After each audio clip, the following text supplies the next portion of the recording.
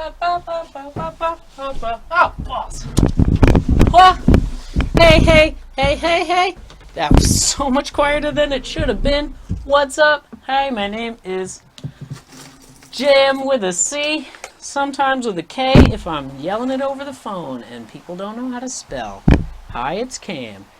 So I'm here today to talk about the second round of the quarterfinal. What? Yeah, I know, crazy sauce. I did not do it last night because I have no good excuse and forgot. I got caught up watching. I can't even say that. I just watched a bit of the Djokovic Zverev. Dimitrov Karatsev was first, so I watched a bit of that. Passed out like a champ. Woke up just in time for the Djokovic Zverev match, and oh my gosh, what a weird day. Doesn't matter. I'm not talking about either of those matches, so forget about it. Here we go. We're talking about Andrei Rublev right now. Andrei Rublev took out Casper Ruud. Casper Ruud apparently took himself out. Ab injury has been the number one. Just the wind. Australian Open champion this year, taking out Casper Ruud. We have Berrettini. We have. Don't want to give any spoilers for my next video, but Dimitrov wasn't feeling too great in the Olab region. Carreño Busta, not confirmed, but I can only guess it was, stomach area. A lot of walkovers today, apparently, not just today, in general throughout the tournament, were done due to ab reasons. And apparently it was because they weren't serving too much, because of limited time, because of COVID. That, I've never served at a professional level, or I serve, I don't want to say I serve a lot, but when I do go out to serve, it's for like 2 hours a day.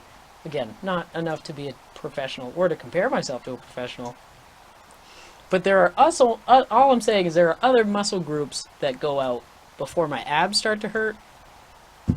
But yeah, I'm not serving with the endurance of a Grand Slam tournament or at the speed of a professional. So there's probably a little bit of a, somewhere in that range they're using abs a bit more than I am. Either way, kind of confusing. Definitely a bummer, but meh. Casper Ruud, best Norwegian apparently coming out of the whole Norway area.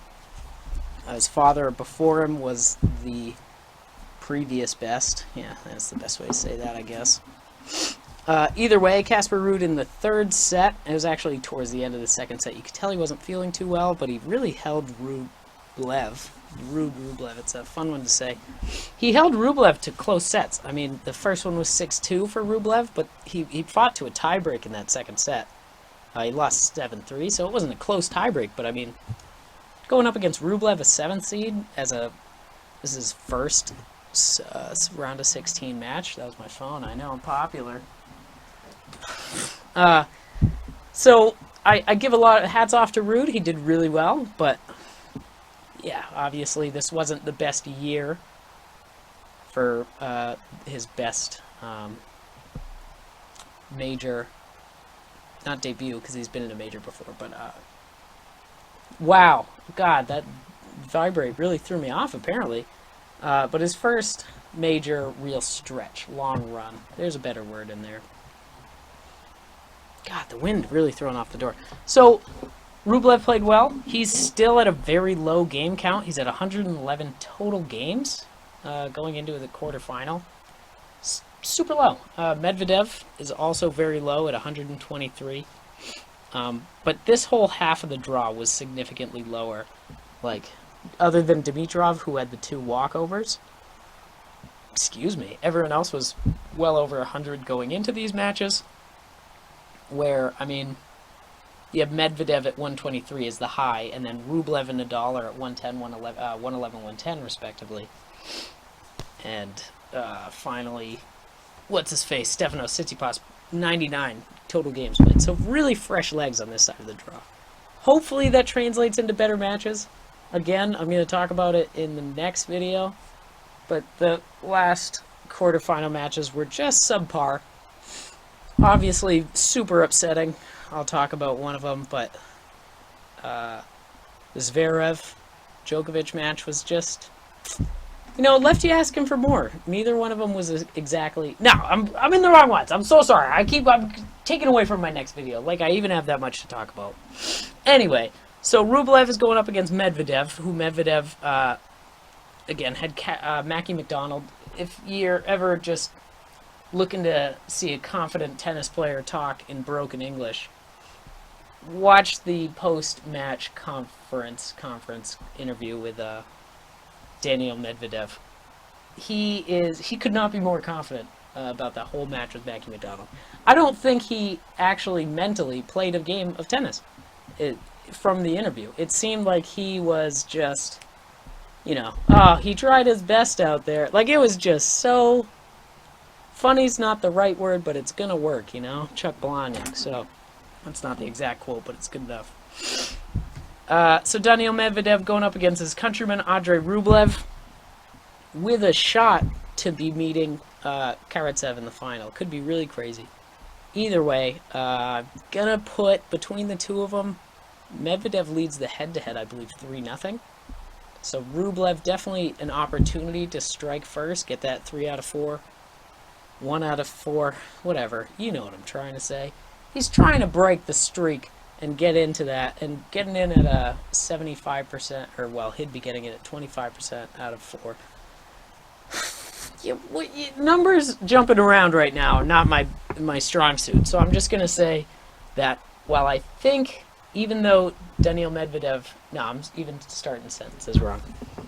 So, Daniil Medvedev is going to beat Andrei Rublev. Rublev has the best opportunity to turn things around just because he has fresh legs going up against Daniil Medvedev. He faced a tougher opponent in the last match, even though it was a walkover. It was someone that was significantly higher on the draw. And I think Medvedev could just be a little bit too confident. That being said, confidence is great going into a match, which I think Medvedev is going to need, and I think he's going to use very well. And so I think Medvedev is going to keep the upper hand throughout. Play it methodically and patiently. Hold in. Either way, going to be the better of the two matches, just because Stefanos Tsitsipas against Rafael Nadal. I don't really have to talk about those matches too much. Nadal Fognini could have been amazing. Really should have been something better than it was, but I mean, Fognini didn't bring it. He kind of had the glimpses. I talked about this briefly with someone. Anyway, he had those glimpses that he did when he did fall down 2 sets to Nadal and then work it back and win. He's the only player to win 2 sets down against Nadal. So you got those brief little, oh, is he going to do it? Is he going to turn it around? But he never did. He just kept getting mad at himself, and eventually just lost himself the match. So Nadal's feeling great going into it. And even though Tsitsipas has really fresh legs, I just don't see... I mean, Nadal's played all 4 rounds, and he only has, 12? Not even. 11 more games played than Tsitsipas. And Tsitsipas didn't even touch the court in the last round for a walkover. Not a warm-up, nothing. So, while Tsitsipas has the fresher legs, because he didn't do anything the day before, it's Nadal. Nadal's a machine. He just proved that he can still take out Fognini, someone that has his numbers. He can take out, well, it's all on this page, so I should probably figure out who else he played. Cameron Norrie, not a big name, but, I mean, he's on the draw. Definitely more of a grass player. And he's a lefty, so it's a tough gameplay to face. Michael Momo is just a hard-hitting young American. Not a big player, not a highly ranked player, but hard-hitting, so he's seen the pace. And then Jerry is a tour-level player. Not a high-level player, but tour-level. He's been around, he has experience. So Nadal's straight-setted every single player. He has not dropped a set. He's going in very hard against Stefanos Tsitsipas, who Stefanos does play a game. He's had 2-5. I have that wrong. I know I have that wrong. He doesn't have 2 5-set matches. He has 1. He has 1. So he has 1 5-set match. And in that 5-set match, it was definitely his hardest opponent. and he was more than likely going to have, you can't say because he didn't play it, but he was more than likely going to have a more than 3-set match against Berrettini. So Tsitsipas got very lucky. Maybe there was a little bit of collusion between him and Berrettini since they knew they were playing Nadal. Maybe they talked, hey, you have the better chance, you go against Nadal. I don't know. That's a huge shot in the dark. Probably wrong, because most of my guesses are. Either way, I think it's going to be... I think I've said this the last few rounds. It's going to be Nadal's biggest challenge so far. And it definitely will, especially because, I mean, Fognini did nothing. Cameron Norrie really wasn't too much of... I mean, 2-7-5 sets is definitely a blip, but didn't drop a set. Probably faced only a couple break points. Fognini really kind of beat himself, so as long as Nadal can stay confident against Tsitsipas, he knows that he knows Tsitsipas's game. He knows his mentality and his record for kind of getting into his own head and getting upset with himself. So while I think Tsitsipas is a great player, is definitely capable of getting to a semifinal round, I think he's just drawn the short straw here and has to play Nadal. If he can do it, incredible. That'd be awesome. But I don't see it in his cards. Yeah, so that's all the matches. I only got one correct from the last round. But I messed this up. I would have been doing it from the last round that I'm recapping. So I would have had 4 coins to swear on. And this is a toonie, and we don't have any 50-cent coins. So I fucked up a little bit. But there's my one swear that I messed up counting out before the match. So I'm going to get that down. Complete side point. Doesn't matter at all.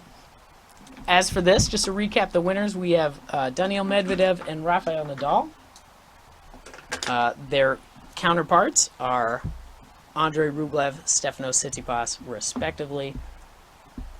And while they're, I think the Russian match will most likely be a 4 or 5 set match pretty easily.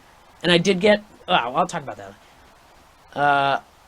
The Russian match was a really, really good... Oh! I forgot to talk about this either. So we have 3 Russians. Oh, wow. And potentially 2 are going to get into the semifinals. Because... No, I'm sorry. 1 is already in the semifinals. Potentially 2 are going to get in the finals. Potentially none are going to get in the finals. Great sentence structure. Because Andrei Rublev or Daniil Medvedev are most likely going to lose to Rafael Nadal. Most likely. But if Stefanos Tsitsipas can stretch the match out, maybe get 2 sets off him, that's a lot, I know, but if he can push it to a 5-set match, that would 100% open the door for the Russians to open up, to move in. I think the only way we have a non-Nadal final is if the Stefanos Tsitsipas match goes beyond 3 sets. Yeah, beyond 3 sets. That's the only way I think we get a Russian chance. On this side of the draw. On the other side, Karatsev, I'll talk about in the next video, but he's heckin' optimistic. That's a good way to say it. Alright, so that's the end of that. Got a Strange Brew. No, I don't know the lyrics to that, so we're not going to do that one. Happy Tuesday. Good luck and hitting to all the people playing. Gonna just keep yelling. Better ramp up the volume with each word that we say. And everybody have a great day. That's so loud. Don't like that. This room echoes. This room echoes so much. So when I was yelling, it was just bouncing off all the walls. God, I need outros.